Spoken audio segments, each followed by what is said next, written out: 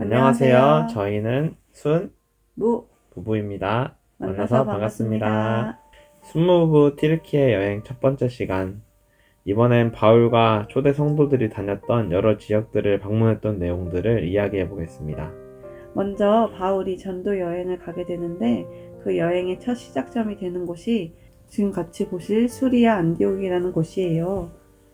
수리아 안디옥은 제자들이 처음으로 그리스도인이라고 불리게 된 곳으로 이방 선교의 전초지로 바울과 바나바가 1년간 복음을 전하고 1, 2, 3차 선교의 거점으로 이용했었어요. 지금은 하타이 또는 안타키아라는 지명을 가지고 있는 이곳은 최근 튀르키예 지진 피해가 있었던 곳이에요. 지금은 이렇게 폐허가 된 건물들을 부시고는 있지만 아직도 이렇게 부시지 못한 건물들이 서 있는 곳도 있어요. 피해를 입은 건물들은 자세히 보시면 벽이 다 갈라져 있어서 사람이 들어가서 살 수 없는 곳도 있지만 정말 집이 없는 사람들은 어쩔 수 없이 들어가서 살고 있는 분들도 있다고 하더라고요. 아이고, 너무 위험한 건 아니에요? 어떤 건물은 여진해도 바로 무너질 것 같던데. 네. 하지만 그것에 맞는 지연이 있거나 하지 않기 때문에 어쩔 수 없이 그렇게 있다고 하네요. 그리고 옆에는 사람들이 사는 컨테이너촌이 있는데 냉난방 시설이 갖춰져 있지 않기 때문에 여름엔 덥고 겨울엔 추위에 떨고 있다고 합니다. 근데 한 가지 신기한 사실은 이곳에서도 말씀처럼 반석 위에 집을 지은 곳은 피해가 상대적으로 적다고 하더라고요. 와, 정말 그건 신기하네요. 하루빨리 복구가 되길 기도합니다. 다음은 바울이 일행과 떨어져 잠시 혼자 걸었다는 드로아부터 아소까지입니다. 먼저 도착한 이곳은 드로아인데요. 바울의 2차 전도 여행에서 아시아로 가고자 하였으나 성령이 가는 것은 허락지 아니하시고 마게도냐로 건너오라는 환상을 본 곳입니다. 후에 3차 전도 여행에선 드로아로 다시 와서 7일 동안 머물며 예수님에 대해 나누었었는데 창문에 걸터 앉아 말씀을 듣던 유도고라는 청년이 졸다가 떨어져 죽었지만 다시 살아난 곳이기도 합니다. 바울은 드로아에서 아소까지 혼자 걸어갔다고 하는데 과연 바울은 이 먼 거리를 걸으며 하나님과 무슨 교제를 했을까요? 순시도 여기에 재밌는 에피소드가 있다고요? 네, 사실 저도 이 길을 바울을 따라 걸었었는데 바울이 이 먼 거리를 하루 안에 걸었다고 잘못 묵상을 해서 저도 따라서 하루 안에 걸었던 적이 있었습니다. 그 당시에 듣기로는 바울이 키도 작았다고 들었습니다. 근데 바울보다 키도 크고 건강한 내가 여기를 하루 만에 못 걷는 건 말이 안 된다 하고 더 먼 거리를 돌아 하루 종일 걸었던 적이 있었어요. 심지어 바울은 드로아에서 아소를 걸었는데 저는 아소에서 드로아로 반대로 걸었어요. 새벽 4시 조금 넘어서 아소에 도착해서 드로아에 저녁 7시쯤 도착했던 것 같아요. 나중에는 이렇게 새까매졌어요. 이번에 저희가 그 길을 차 타고 돌아다녔었잖아요.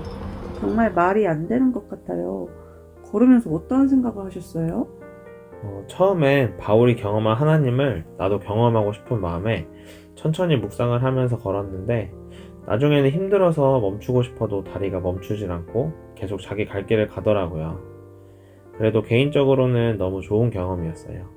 걷다 보면 이렇게 아름다운 거리들도 나오고 마을이 계속 이어져 있는 것이 아니라 중간중간 마을이 나왔는데 바울은 왠지 걷다가 마을이 나올 때마다 복음을 전하며 이 길을 걷지 않았을까 싶어요.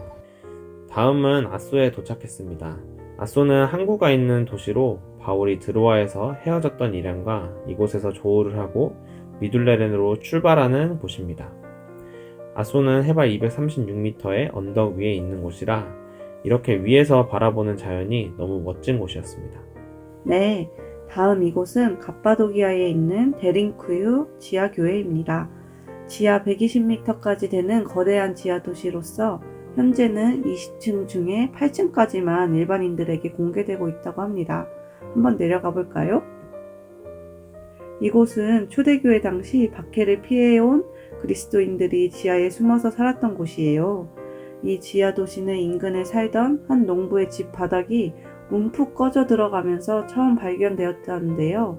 이곳의 지하 1, 2층은 주로 주거 장소, 치사장, 곡식 저장고, 동물 사육장으로 사용되었다고 합니다. 동물 사육장이요? 이곳에 어떻게 동물들을 데리고 와서 살 수가 있었죠? 다니는 통로가 굉장히 좁던데. 네, 그것 말고도 이곳을 어떻게 땅을 팠는지부터 시작해서 지금은 설명할 수 없는 것들이 너무 많은 곳이에요. 그리고 3, 4층은 사람들이 피해 다닐 수 있는 은신처 및 각종 터널들이 있었다고 합니다. 도시 기능을 완전히 갖추고 있었고 십자가 형태의 교회 흔적도 찾아볼 수 있었습니다. 보시면 통로가 이렇게 좁아서 조금 덩치가 있으신 분들은 지나다니기가 정말 어려웠을 것 같아요. 지하 도시는 이곳 하나가 아니라고 하는데 지하 도시마다 교회가 있는 것을 보면 기독교인들이 살았다는 것은 분명하다고 합니다. 지금 이곳에 보면 맷돌처럼 큰 돌덩어리가 문 옆에 있는 것을 볼 수 있는데요. 누가 로마 병사가 쫓아온다 그럼 이걸로 돌려가지고 하는 거야. 그만. 이해돼? 이걸로 옆을 밀어. 여기를 글로 밀어가지고 이 문을 막는 거야. 당시 신앙을 지키고자 했던 그 처절했던 상황을 설명해주는 큰 돌이었습니다. 이곳은 환기통이라고 하는데 끝이 보이지 않을 정도로 깊었습니다. 이것은 주로 환기를 시키기 위한 통로이기도 했고 각 층에 있는 사람들끼리 소통을 할 때도 쓰였다고 합니다. 이렇게 깊은 곳을 내려갈 때도 허리를 숙여서 다니지 않으면 머리를 부딪힐 정도로 천장이 낮았어요. 중간중간 이렇게 맷돌을 밀 수 있도록 공간도 마련되어 있었어요. 그렇게까지 믿음을 지키기 위한 투쟁이 머릿속에 자연스럽게 그려지는데 정말 숨막혔을 것 같아요. 여기가 교회야. 이곳은 위에서 보면 십자가 모양으로 되어 있는 교회입니다. 지하 도시 안에는 이렇게 예배를 드리는 교회도 있고 무덤도 있고 말 그대로 거대한 지하 도시였어요. 이렇게 드디어 밖으로 나왔습니다. 이것이 지하 교회의 상상도인데요. 자세히 보시면 지하 1층엔 가축들도 있고 또 아까 말씀드렸던 환기통을 통해 사람들끼리 대화하는 사진도 있어요. 어떻게 이런 곳에서 신앙생활을 할 수 있었는지 상상도 안 가더라고요. 네, 충격을 뒤로하고 다음 가볼 곳은 히에라볼리에 있는 빌립 교회를 가보려고 합니다. 빌립은 예루살렘 교회에서 집사로 임명받은 최초의 7 집사 중 한 명으로 성령의 인도하심을 받아 에디오피아 내시에게 복음을 전했었는데 그 당시 이사야서를 알고 싶어하는 것을 빌립이 해석해주고 근처 내과에서 침례를 해주었습니다. 침례를 행한 직후에 주의 영이 빌립을 아수도로 이끄셨고 그는 그곳에서부터 가이사랴까지 여러 동네에서 복음을 전했던 인물입니다. 근데 빌립이 본인이 있는 곳과 반대편으로 가고 있는 마차를 걸어서 따라잡은 것도 그렇고 예루살렘에서 아소도까지 35km나 되는데 갑자기 어떻게 이동한 거죠?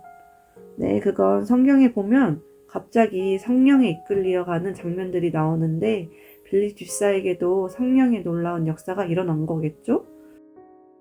이곳은 빌립이 말년에 전도를 하다가 87년경에 순교한 현장입니다. 도미티아누스 황제에 의해 이곳에서 십자가형을 당하였는데 사람들은 그의 시체를 성 밖으로 내던졌다고 해요. 빌립의 시체가 발견된 그 언덕 위에 빌립 사도를 기념하기 위하여 이곳에 기념교회가 세워졌습니다. 이것이 빌립의 무덤이에요. 지금 보고 계신 이곳은 다 무너졌지만 빌립 기념교회였습니다. 이번 여행을 통해서 성경에 나왔던 곳들을 실제로 보니 더 신기하고 믿음의 선배들이 지켜왔던 믿음들이 새삼 대단하게 느껴졌던 시간이었어요. 네, 다음엔 저희 교회 식구들이 다 같이 한번 오면 좋겠네요. 그럼 저희는 여기서 인사드리겠습니다. 다음 또 다른 영상에서 찾아뵙겠습니다. 지금까지 순 무, 부부였습니다. 감사합니다.